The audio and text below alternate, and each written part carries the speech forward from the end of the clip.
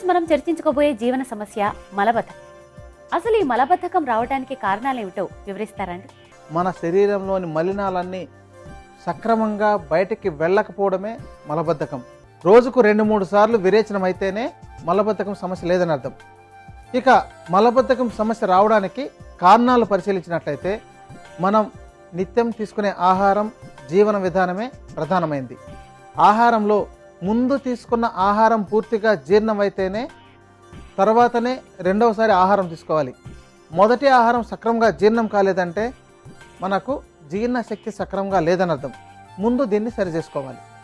ఇక జీవన విధానం, మనం మనసు పెట్టి ఆహారం తీసుకోకుండా ఏదో ఆ సమయానికి తినేస్తున్నామని చెప్పని సక్రమంగా నమలకుండా తిన్నట్లయితే మన యొక్క పనులతో లేదా ఇతర ఆలోచనలతో ఆహారం తినేటప్పుడు ఆహారం మీద దృష్టి లేకుండా కేవలం పనులను దృష్టిలో పెట్టుకుని మనం తింటున్నట్లయితే అలాంటి ఆహారం సక్రమంగా జీర్ణం కాదు.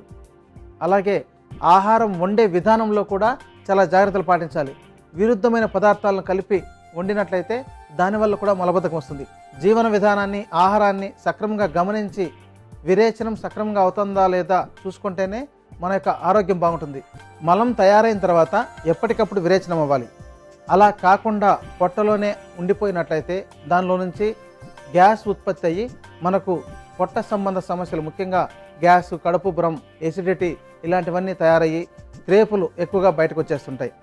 ఇక ప్రేవుల్లోనే ఎక్కువసేపు ఉండిపోవడం వల్ల అక్కడ క్రిములు లాంటివి తయారయ్యి మొత్తం ప్రేవుల వ్యవస్థ, జీర్ణ వ్యవస్థ కూడా పాడయ్యే అవకాశం ఉంది. ఇక మల విరేచనం సక్రమంగా కాలేకపోతే దానిలోని మలినాలన్నీ మళ్ళీ శరీరానికి సరఫరా అయ్యి శరీరంలోని అన్ని రకాల భాగాలను, అంటే అన్ని భాగాలు మొత్తం పాదముల దగ్గర నుంచి జుట్టు వరకు అన్ని వ్యాధికి గురయ్యే అవకాశాలు ఉంటాయి. చూడండి, మలబద్ధకం ఉండే వాళ్ళకు కూడా జుట్టు రాలే సమస్య ఉంటుంది, కళ్ళు సక్రమంగా పనిచేయలేని పరిస్థితి ఉంటుంది, జీర్ణ వ్యవస్థ సక్రమంగా పనిచేయలేని పరిస్థితి ఉంటుంది, సక్రమంగా వినపడదు కూడా, గుండె, ఊపిరితిత్తులు, కాలేయము ఇవన్నీ కూడా సక్రమంగా పనిచేయలేవు. విరేచనం సక్రమంగా అయిన రోజున చాలా ఉత్సాహంగా ఉంటారు. అదే విరేచనం సక్రమంగా కాలేకపోతే బద్ధకంగా ఉంటారు. సుబ్రహ్మణ్యం గారు, మలబద్ధకం నివారణకు ఆయుర్వేద ఔషధం ఏ విధంగా తయారు చేసుకోవాలో వివరిస్తారండి?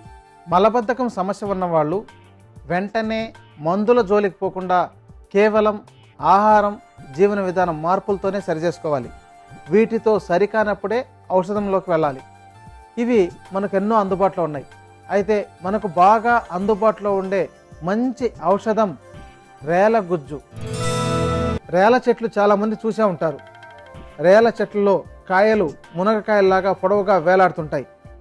ఈ యొక్క కాయలను బాగా గింజలు తయారైన తర్వాత ముఖ్యంగా ఎండిపోయే పరిస్థితిలో ఉండేటప్పుడు వాటిని సేకరించుకొని నీడన ఎండబెట్టి దాన్ని బాగా వేడిగా ఉండే ఇసుకలో 2-3 రోజుల పాటు లోపలికి చేర్చి ఉంచినట్లయితే అది మెత్తబడి పైన పుట్టంతా వేరయ్యి లోపలి గింజలు వేరయ్యి కేవలం గుజ్జు మాత్రమే బయటకు వస్తుంది.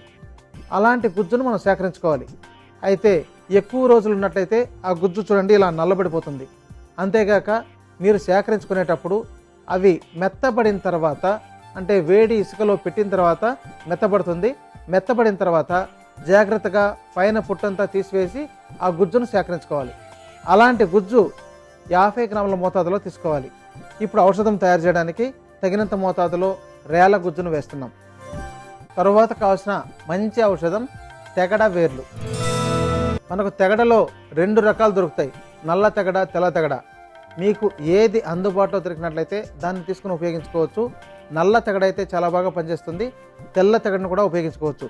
దీనిలో చూడండి, ఈ యొక్క తెగడ వేర్లు ఈ విధంగా ఉంటాయి. వీటిని పగలగొట్టి పెచ్చులు తీసుకోవాలి. దీని లోపలి భాగాన్ని మాత్రం వదిలివేసేయాలి. ఈ పెచ్చులను తీసుకొని దంచి చూర్ణం చేసుకోవాలి.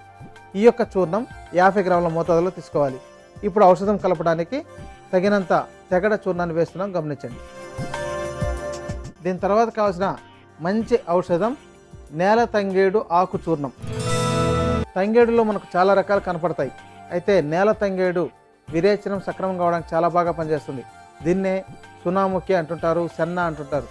ఈ యొక్క సునాముఖి ఆకు చూర్ణాన్ని 25 గ్రాముల మోతాదులో తీసుకోవాలి. ఇప్పుడు ఔషధం తయారు చేయడానికి తగినంత మోతాదులో వేస్తున్నాం. దీని తర్వాత కావాల్సిన మంచి ఔషధం వాము. వాము అందరికీ తెలిసిందే.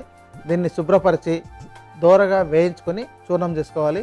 అలాంటి చూర్ణం 25 గ్రాముల మోతాదులో తీసుకోవాలి. ఇప్పుడు వాము చూర్ణాన్ని ఔషధం తయారు చేయడానికి తగిన మోతాదులో కలుపుతున్నాం.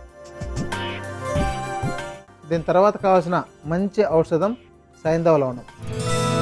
సైంధవ లవణం రాక్ సాల్ట్ అంటారు, ఉప్పు. దీనిని 25 గ్రాముల మోతాదులో తీసుకొని బాగా మెత్తగా చూర్ణం చేసుకొని తర్వాత కలుపుకోవాలి. ఇప్పుడు ఔషధం తయారు చేయడానికి తగినంత మోతాదులో వేస్తున్నాం. ఈ యొక్క మొత్తం మూలికలను చూర్ణాలను బాగా కలిపి ఒక డబ్బాలో దాచుకోవాలి. రోజు రాత్రి పడుకునేటప్పుడు 1 స్పూన్ చూర్ణాన్ని 1 గ్లాసు నీటిలో కలిపి తీసుకోవాలి. గోరువెచ్చటి నీటిలో తీసుకుంటే చాలా బాగా పనిచేస్తుంది. లేదా ఉదయం 4 గంటలకే ఈ యొక్క చూర్ణాన్ని 2 స్పూన్ల మోతాదులో తీసుకొని వేడి నీళ్లు 2 గ్లాసుల నీటిలో కలిపి కషాయంలాగా తయారు చేసుకొని తీసుకుంటున్నట్లయితే వెంటనే అరగంటలోనే విరేచనాలు అయిపోతుంది. అంటే మలబద్ధకం సమస్య లేకుండా కాపాడగలుగుతుంది. అయితే దీన్ని ఔషధంగా సమస్య తగ్గేంత వరకు మాత్రమే ఉపయోగించుకోవాలి. తగ్గిపోయిన తర్వాత జీవన విధానము, ఆహార మార్పులతో సరిచేసుకోవాలి. మళ్ళీ మీకు ఏదైనా సమస్య అంటే మలబద్ధకం సమస్య వచ్చి ఇబ్బంది పెడుతున్నట్లయితే మళ్ళీ ఈ యొక్క ఔషధాన్ని ఉపయోగించుకొని మంచి ఫలితాన్ని పొందొచ్చు.